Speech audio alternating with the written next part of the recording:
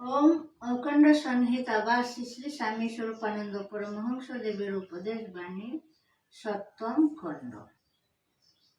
মানুষই প্রকৃত প্রতিষ্ঠান।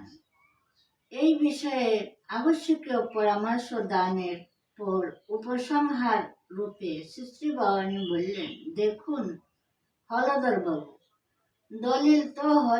দলিল তো একটা হবে, কিন্তু সেই বিষয়ে আপনার মেজাজ হওয়া উচিত দলিল নিষ্প্রয়োজন। একটু করা ভূমি বা একখণ্ড ইট মানুষ তৈরি করবে না। মানুষের ভূমি গড়ে, ইট গড়ে। মানুষ নিজেই হচ্ছে প্রকৃত প্রতিষ্ঠান। ওম অখণ্ড সংহিতা বা শ্রী শ্রী স্বামী স্বরূপানন্দ পরমহংস দেবের উপদেশ বাণী সপ্তম খণ্ড। মানুষই প্রকৃত প্রতিষ্ঠান।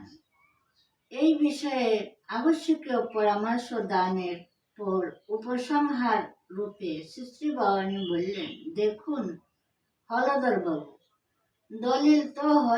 দলিল তো একটা হবে, কিন্তু সেই বিষয়ে আপনার মেজাজ হওয়া উচিত দলিল নিষ্প্রয়োজন। একটু করা ভূমি বা একখণ্ড ইট মানুষ তৈরি করবে না। মানুষের ভূমি গড়ে, ইট গড়ে। মানুষ নিজেই হচ্ছে প্রকৃত প্রতিষ্ঠান।